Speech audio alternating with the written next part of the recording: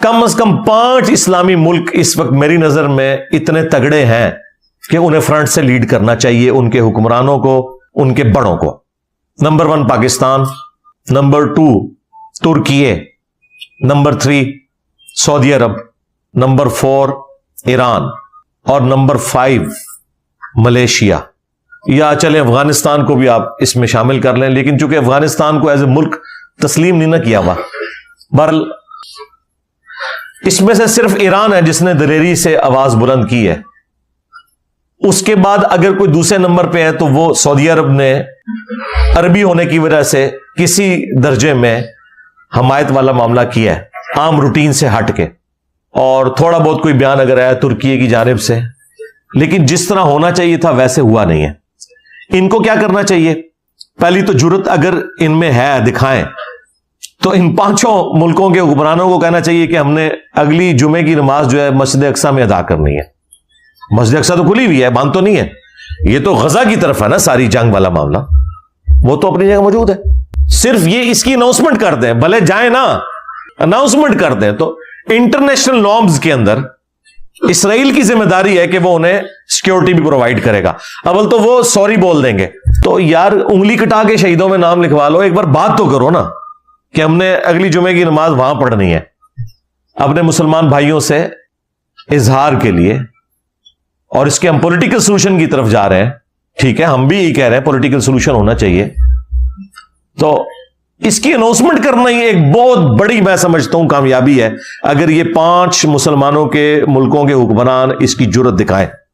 اور پھر یہ لوگ OIC کا اجلاس بلا سکتے ہیں، وہ ابھی سعودیہ نے بلا لیا ہے، اور دوسری طرف رشیا اور چائنا جو ہے وہ تو انٹرنیشنل لیول کے اوپر کر رہے ہیں۔ سلامتی کونسل کا اجلاس میں تو رشیا نے آواز اٹھائی ہے، چائنا تو میں کل سن رہا تھا خبریں، انہوں نے عالمی امن کانفرنس کے لیے کال کی ہے کہ ایک پوری دنیا کی امن کانفرنس ہونی چاہیے۔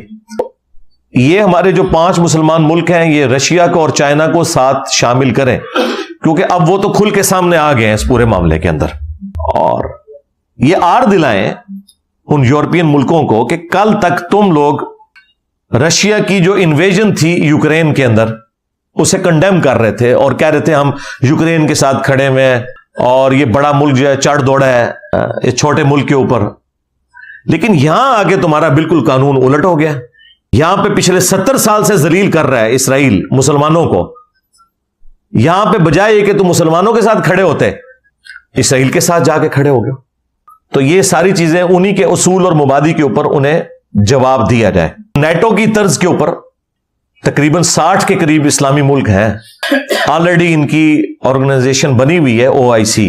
ان کی ایک کوئی مشترکہ اس طرح کی فورس بھی ہونی چاہیے، یہ وہ 40 ملکوں والی فورس نہیں رہی شریف علی فراڈ نیرا نچدا پہ آیا وہ تلوار چوک کے، اون کے تھے، یعنی عرب ملکوں کا تھا نا وہ اتحاد 40 ملکوں کا، تو آج عربیوں پہ ہی برا وقت آیا ہوا ہے نا۔ تو اس کا مطلب یہ ہے کہ یہ آپ سمجھیں کہ اس پورے کنفلکٹ کے بعد یہ وہ اتحاد ختم ہی ہو گیا ایک قسم کا، وہ فراڈ ہی نکلا، یعنی اس سے برا وقت مسلمانوں پہ کب آنا تھا، اور وہ بھی عربیوں کے اوپر۔ تو اس طرح کے اتحاد نہیں، واقعی اتحاد ہو، نیٹو دیکھیں اتحاد بنا ہے تو جہاں کہیں بھی کوئی معاملہ ہوتا ہے وہ دوسرے ملکوں کی مدد کے لیے پہنچتے ہیں، اس طرح کا مسلمانوں کا بھی ایک اتحاد قائم ہونا چاہیے، اور اس میں فرنٹ سے لیڈ یہی 5 بڑے ملک کریں جن کا میں نے ذکر کیا کہ مسلمان حکمرانوں کو ظلم کو کنڈیم کرنا چاہیے۔ دنیا میں جہاں کہیں بھی کسی غیر مسلم کے اوپر بھی ظلم ہو وہ اسے کہیں کہ یہ برا ہوا ہے۔ آج اگر آپ نے اسرائیل کی گندگی کو لوگوں کے سامنے ایکسپوز کرنا ہے نا، اس کا طریقہ وہ ہے جو پیوٹن نے اختیار کیا ہے، رشیا کے پریزیڈنٹ نے۔ پتہ ہے اس نے کیا بیان دیا ہے؟ اس نے کہا ہے کہ 2nd ورلڈ وار کے اندر جو نازی جرمنی کا ہٹلر، اس نے جو کچھ ظلم کیا تھا نا، اسرائیل وہی کر رہا ہے۔ میں کہتا ہوں جی اس سے بڑی ادبی گالی اسرائیل کو کوئی نہیں دی جا سکتی تھی، ادبی گالی بھی نہیں ہے، اور سب سے بڑی گالی بھی انہیں لگی ہے جا کے، کیونکہ 60 لاکھ کے قریب یہودی ہولوکاسٹ کے اندر 100 فیکٹریاں بنا کے، بعض لوگ کہتے ہیں جی 6 لاکھ ہے، اور چلو یار 6 لاکھ بھی ہوں، تھوڑا فگر ہے، یورپ کے اندر فیکٹریاں بنا کے ہٹلر نے یہودیوں کو ظلمن قتل کیا، اور وہ ایسی فیکٹریاں بنائی ہوئی تھیں، وہ ان کی ویڈیوز رکھی ہوئی ہیں، آپ دیکھیں، یقین کریں بندے کے آنسو نہیں رکتے، کیا عورتوں کو، کیا بچوں کو پہلے ایک چیمبر میں لے کے جاتے تھے, وہاں ان کے یہ بال شیو آف کروا دیتے تھے ان کی عورتوں کے, اس سے پھر وہ قالین بناتے تھے نازی جو ہے نا اپنے آفیسز کے. اگلے چیمبر میں جا کے ان کے اوپر ایک ایسی گیس چھوڑتے تھے کہ وہ بے ہوش ہو جاتے تھے, اور پھر اس سے اگلے پورشن میں ان کے اوپر ایسا کیمیکل پھینکتے تھے کہ وہ بالکل ایک لیسدار مادہ بن جاتے تھے. ظاہر ہے ان لاکھوں لوگوں کو دفنانے کے لیے بھی تو مسئلہ ہونا چاہیے تھا نا کوئی, تو انہوں نے پھر اس کا لیسدار مادے بنائے. دوسری طرف سے وہ مادہ ایک کھاد کی شکل میں نکلتا تھا اور وہ اس کو کھاد کے طور پہ استعمال کرتے تھے. انسانوں کے ساتھ کیا ہے. انسانی ہسٹری میں اتنا بڑا قتل عام نہیں ہوا جو سیکنڈ ورلڈ وار کے اندر ہوا ہے. 2 کروڑ کے قریب لوگ تو ویسے ہی مرے ہیں نا. میں صرف یہودی بتا رہا ہوں آپ کو. 60 لاکھ یا چلے کوئی احتیاطاً لوگ کہتے ہیں نہیں 60 نہیں 6 لاکھ, بر ان کا کہنا ہے کہ یہ 60 لاکھ تھے, 6 ملین تھے. تو اس وقت مظلوم ترین قوم تھی یہودیوں کی, اس لیے تو ان کو کمپنسیٹ کرنے کے لیے انہوں نے اسرائیل میں آباد کیا اور سارا کچھ.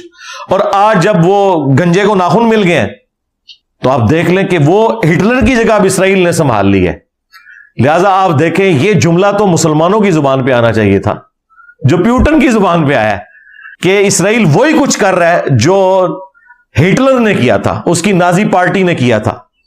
تو اس طریقے سے اگر ہم ظلم کے خلاف آواز اٹھائیں گے, اب یہاں پہ بھی کتنے وہ مذہبی قسم کے لوگ کہتے ہیں جی ہٹلر نے بالکل ٹھیک کیتا سی, انہوں کا علاج ہی یہی ہے.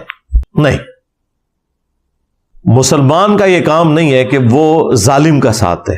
ہم مظلوم کے ساتھ کھڑے ہوں گے, خواہ وہ مظلوم کوئی یہودی ہو, کوئی ہندو ہو, کوئی کرسچن ہو, کوئی مسلم ہو. پھر ہی جب مسلمانوں پہ برا وقت آئے تو آپ کوئی بات کرنے کے اہل ہوں گے. اور یہ میں اس لیے نہیں کہہ رہا, ویسے بھی ہمارے اسلام کی ریکوائرمنٹ یہ ہے کہ ہم نے انصاف کے اوپر کھڑا ہونا ہے. سورہ النساء میں ہے نا, خواہ تمہیں اپنے ماں باپ کے خلاف, رشتہ داروں کے خلاف بھی گواہی دینی پڑے, انصاف کے لیے کھڑے ہو جاؤ.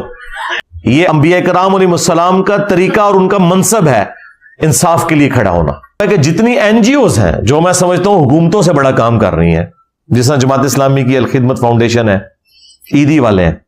الخدمت فاؤنڈیشن تو ہر موقع پر, خواہ روہنگیا میں مسلمانوں کا ایشو ہو, کشمیر میں ہو, فلسطین میں ہو, آج سے نہیں ڈیکیز سے وہ کام کر رہے ہیں بڑے لیول کا. گورنمنٹ کو چاہیے کہ بجائے پیرلل میں اپنے کوئی فنڈز قائم کرنے کے نا, جو یہ لوگ ایماندار لوگ ہیں ان کے ہاتھ مضبوط کریں. ہمارے پاس بھی لوگ آتے ہیں جی چندہ, ہم کہتے ہیں جائے شوکت خانم کو دیں, جائے عیدی والوں کو دیں. میں نے کہا ہم نہیں لیتے, لیکن جو کام کر رہے ہیں ان کے ہاتھ مضبوط کریں. ہر کام میں نے تو نہیں کرنا, جو آلریڈی اس فیلڈ میں اچھے لوگ کام کرنے والے ہیں انہیں سپورٹ کریں. حکومت کا بھی کام ہے انہیں سپورٹ کریں, اور پیرلل میں ان کے اوپر چیک بھی رکھیں. ان میں کہیں ایسی تنظیمیں نہ شامل ہو جائیں جو اپنے مفادات کے لیے کام کر رہی ہوں کہ وہ چندہ تو اکٹھا کریں 50 لاکھ کا اور جا کے نئی گاڑی نکلوا لیں. یہ بھی ہم نے دیکھا ہے خود, اور سارے فرقوں کی تنظیموں میں یہ کام دیکھا ہے, بڑے قریب سے دیکھا ہے. تو یہ چیک بھی ہونا چاہیے, جو ایماندار لوگ ہیں انہیں سپورٹ کیا جائے, اور ان کے لیے ان ملکوں کے بارڈرز پہ پہنچنا آسان کیا جائے تاکہ وہ مسلمانوں کی مدد کے لیے وہاں کوئی چیز لے کے پہنچے. اور اتنی جلدی معاملات سیٹل ہوتے ہوئے بھی نظر نہیں آ رہے. تو اگر طاقت ہوگی, ہم سائنس اور ٹیکنالوجی میں ترقی کریں گے, تو پھر انشاءاللہ تعالی ہم اپنے مسلمان بھائیوں کے لیے ویسی مدد کر سکتے ہیں جو آرمڈ کنفلکٹ میں مدد کی ضرورت ہے.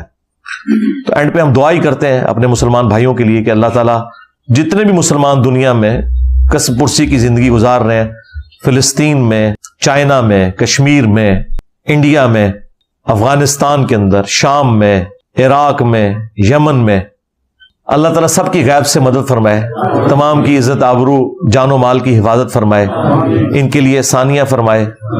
اور اللہ تعالیٰ نے جو ہمیں امن اور سلامتی میں رکھا ہوا ہے, اللہ تعالیٰ ہمیں اس فیسلٹی کی قدر کرنے کی توفیق عطا فرمائے.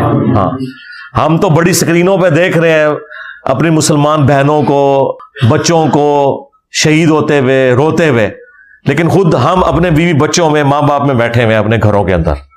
آپ اس نعمت کا اندازہ نہیں کر سکتے. تو اس چیز کی قدر اس وقت آتی ہے جب بندہ اس اینگل سے بھی دیکھے اور اپنے بھائیوں کو واقعی دل سے یاد کرے.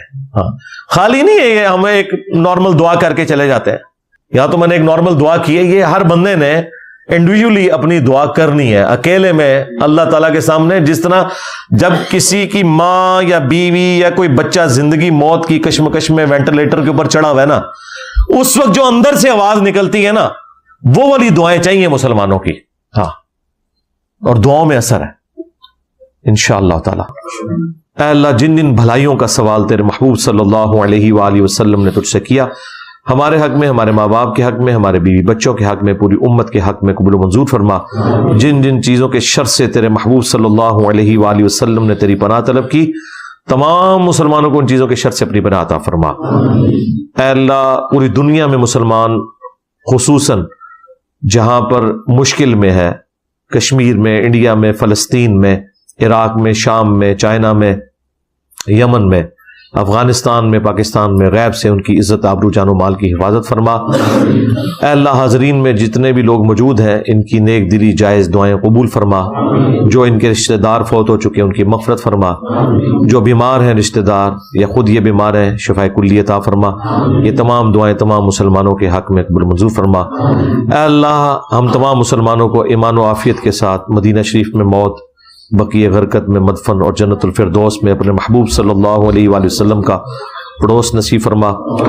ہمارے ملک پاکستان کی خیر فرما، اندرونی اور بیرونی خطرات سے محفوظ فرما، پورے عالم اسلام کی خیر فرما، بالخصوص اسرائیل کے خلاف فلسطینیوں کی اے اللہ جو مشکلات ہیں یہ آسان فرما۔